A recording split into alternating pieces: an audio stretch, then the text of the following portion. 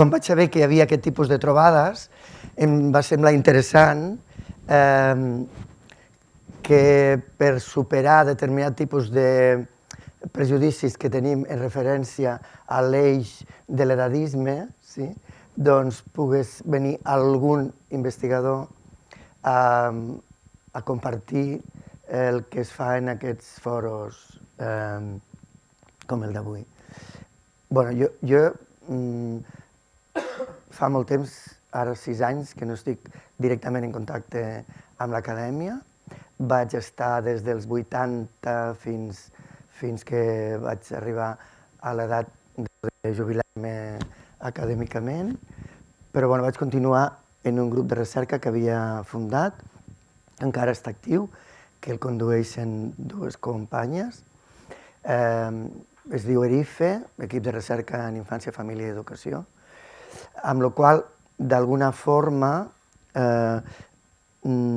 aquest és el meu context des del qual jo us parlaré del que em semblava interessant i que al llarg de les presentacions que he anat escoltant avui em semblava que tenia molt sentit, quan jo vaig proposar a qui organitza aquestes trobades, d'aportar un element centrat en l'ètica en la recerca. He fet una opció didàctica de no fer servir el PowerPoint. Jo sé fer PowerPoint. Jo utilitzaré algo que prové de l'àmbit de les arts escèniques i cito el Xavier Bovés com un dels artistes de la Terra que utilitza els objectes per poder construir dramatúrgies. Per mi, la ciència és una forma de llenguatge que hem construït al llarg de la humanitat per explicar-nos coses entre nosaltres. Però també la música o altres tipus de llenguatges ens permeten conèixer-nos i conèixer i crear coneixement.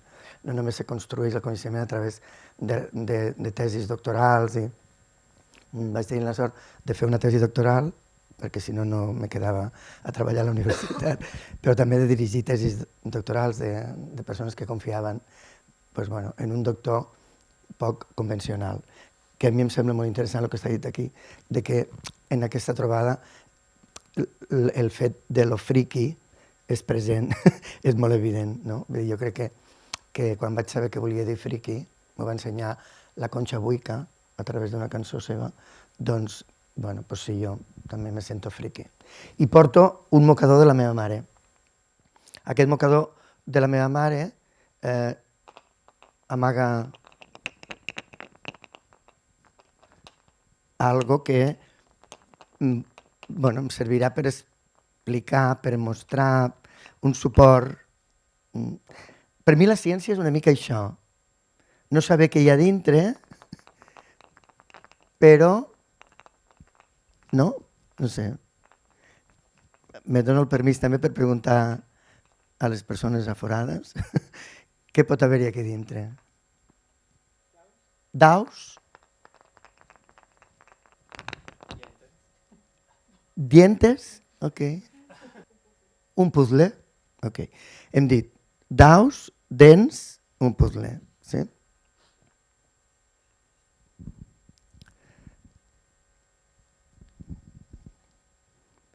Sí, tu pensaves i no ho has dit. Doncs això ets una científica reprimida. Sí? No sé si hem d'etiquetar-nos tant, però ho hem de fer, hem de dir-ho, què pot ser, no? Anem a obrir... Deixo això. Un primer dilema que jo puc trobar-me quan estic investigant és algo que ha aparegut i m'ha semblat molt interessant cada vegada que escoltava algú de vosaltres, quina és la pregunta? I algunes de vosaltres no anàveu a dir, la meva pregunta és aquesta. I en les recerques que jo faig, la pregunta que jo em formulo té una base ètica. No me pregunto el mateix segons en quin context. Igual que deien que algú que es presentava amb una oposició per consolidar una plaça tria si es posa faldilles o no es posa faldilles abans de consolidar-la, doncs de vegades hi ha preguntes que els mateixos investigadors ens autocensurem a formular-les perquè potser no ens permetran desenvolupar aquella hipòtesi que em sembla que és important. No? Per tant, aquí hi ha un tema que per mi és cabdal, que és la pregunta que jo me formulo té un potencial molt potent. Sí? Perquè jo escoltava algunes de les vostres recerques i jo, com que tinc una certa tendència a la transferència cognitiva, anava pensant què pot passar si tot això continua investigant-se per a la vida humana, no només per tots aquests organismes i microorganismes que avui jo he conegut que no sabia que existien. He trobat parents que no coneixia, com si estigués en una boda, en una celebració. Sí? Després hi ha un altre dilema que, fixeu-vos, cada vegada això és més petit, però ens obre una altra dimensió diferent, no? Sí? És les eines que jo trio per investigar. No és baladí, no és innocent que jo triï la utilització del genoma o no en un procés investigador. Avui m'ha confirmat la importància de valorar si aquesta eina és possible o no és possible, o el company que feia anàlisi del discurs, no? Aquestes eines que a través de la cibernètica fa l'anàlisi del discurs, no? Com Hyperresearch o aquest tipus de... No és el mateix fer una anàlisi del discurs més de tira escrita que deixar-ho en una màquina. Per tant, aquesta part també és per mi molt important de pensar-ho bé. Amb quines eines jo faig la recerca, no? I com també genero el que... Clar, i vaig anant-hi més enllà. Clar, aquesta recerca genera dades, informació, genera continguts. I aquests continguts jo els divulgo o no els divulgo.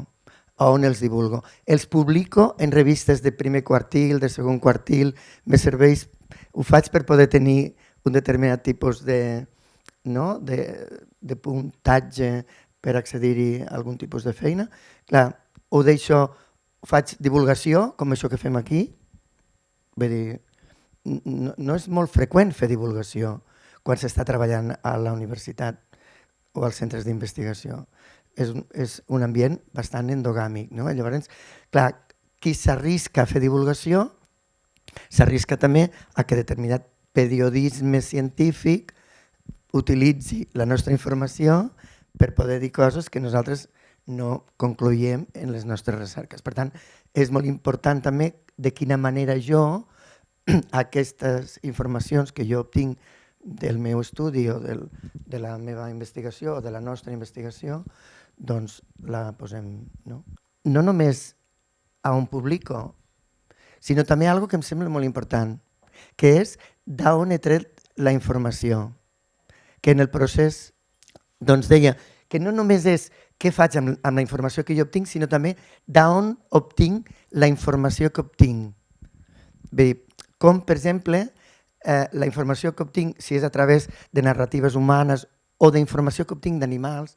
Jo recordo una de les últimes coses que vaig fer a l'Autònoma va ser formació a companys i companyes d'altres facultats i d'altres àmbits del coneixement. Hi havia, estic parlant de fa molts anys, el primer professor de dret animal a veterinària de l'Autònoma. Clar, jo ara quan veig com s'ha desenvolupat aquesta disciplina penso, clar, vaig conèixer el primer professor de dret animal. Clar, d'on se treu la informació que després nosaltres posem en una màquina per poder fer Big Data o aquests models que ens explicàveu avui també. També d'on obtinc la informació. M'ha semblat molt saludable com alguns de vosaltres presentàveu el vostre equip de recerca. A mi això em sembla que dona potència al que algú individualment ho pugui dir. Jo també m'he presentat des d'aquest equip que he deixat a l'Autònoma i que per sort vaig tenir la possibilitat de poder iniciar. El factor humà en tot aquest procés investigador. El maltracte que molt sovint tenim en la universitat i en els centres de recerca espanyols i també els catalans de les persones. Unamuno, no, que era un senyor ja molt d'antes, deia, en Espanya investigar és llorar. Sí? Vull dir, jo quan veig en quines condicions estan els investigadors i investigadores, malgrat hi hagi beques, hi hagi participacions en estudis, no? I que s'inclogui qui és el becari i la becària. Vull dir, només la paraula ja te transporta a sota una taula d'una sala oval. Sí? Ser becari, becària, vull dir, és algo que potser hauríem de reivindicar, no? per transgredir en el llenguatge. No? Pues sí, soc becària, però jo no em poso sota la taula, no? Del catedràtic o del director de la recerca. No? El factor humà que té que veure també amb què aporta de benestar, de salut, de satisfacció a la humanitat sobre el que jo estic investigant.